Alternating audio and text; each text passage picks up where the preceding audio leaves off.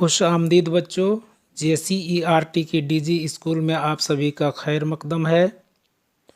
मैं वहाब अंसारी चौथी जमात की दरसी किताब इब्तदाई उर्दू का 11वां सबक, जिसका उन्वान है मोबाइल फ़ोन, जो कि हम लोग पढ़ चुके हैं। और आज के इस वीडियो में हम लोग इस सबक के तमाम सवालों को हल करना सीखेंगे। तो आइए शुरू करते हैं।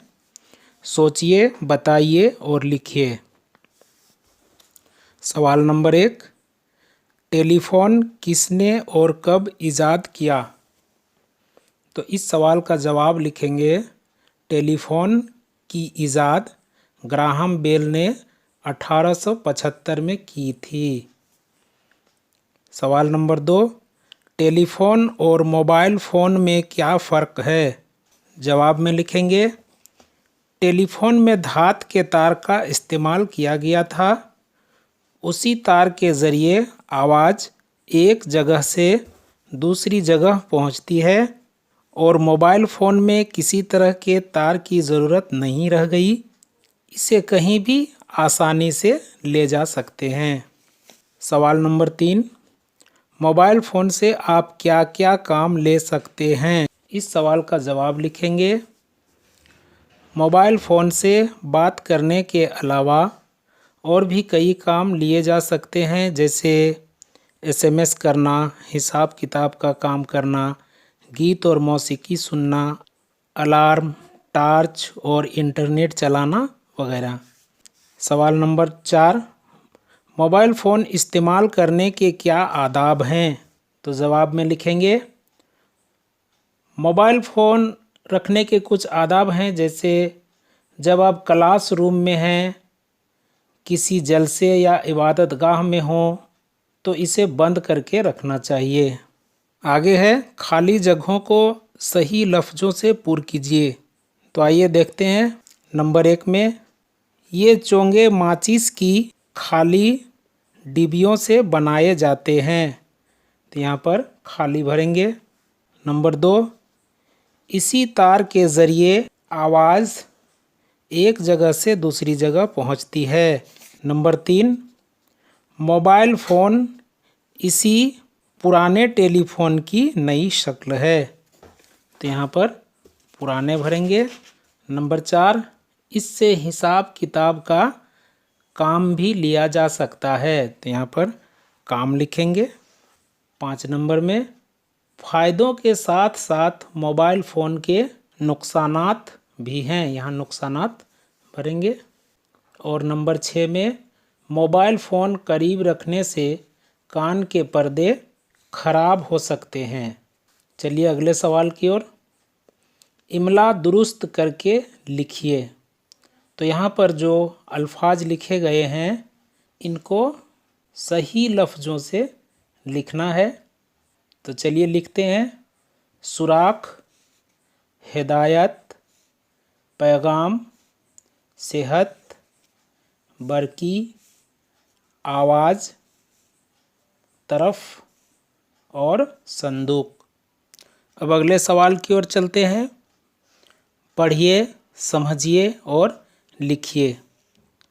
क्लास में उस्ताद और बच्चों की बातें सुनिए। उस्ताद, मोहसिन, तुम कहाँ रहते हो? मोहसिन, जनाब, मैं जाकिर नगर में रहता हूँ। उस्ताद, और रेहाना तुम? रेहाना, मैं शाहीन बाग में रहती हूँ।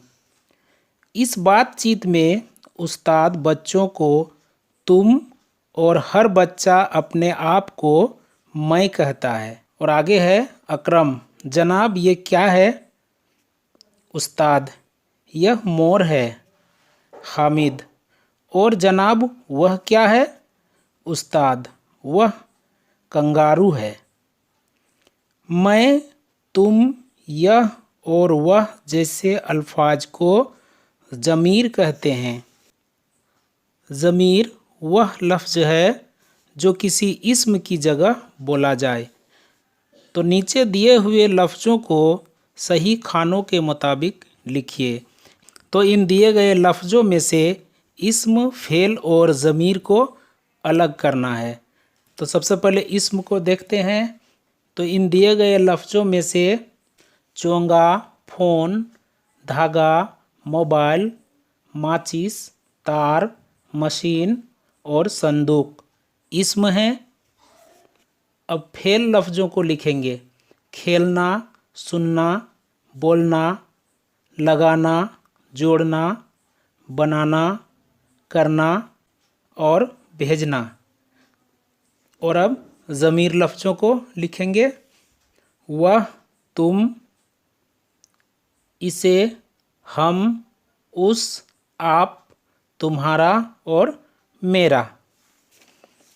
तो चलिए यह भी मुकम्मल हुआ। अगले सवाल की ओर चलते हैं। नीचे दी हुई तस्वीरों पर दो दो जुमले लिखिए। तो यहाँ पर जो जो तस्वीरें हैं, इस सबक को देखकर आप लोग इस पर दो दो जुमले लिख लेंगे। हम लोग अगले सवाल की ओर चलते हैं। नीचे दिए हुए लफ्ज़ों को सही खानों के मुताबिक लिखिए।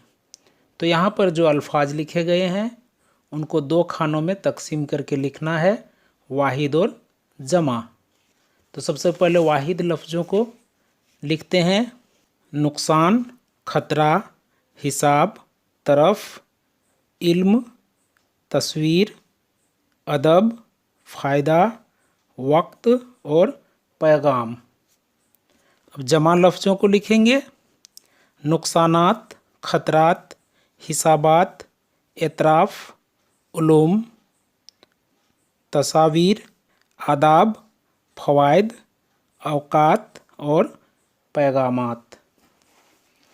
और अब सबसे आखिर में बुलंद आवाज़ से पढ़िए और खुशखत लिखिए।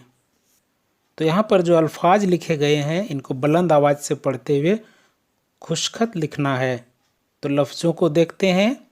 आवाज़, इस्तेमाल, संदूक, मकनातिस और पैगाम। तो बच्चों ये सबक यहीं पर मुकम्मल होता है। अब वहाब सर को इजाज़त दीजिए। शुक्रिया। खुदा हाफिज।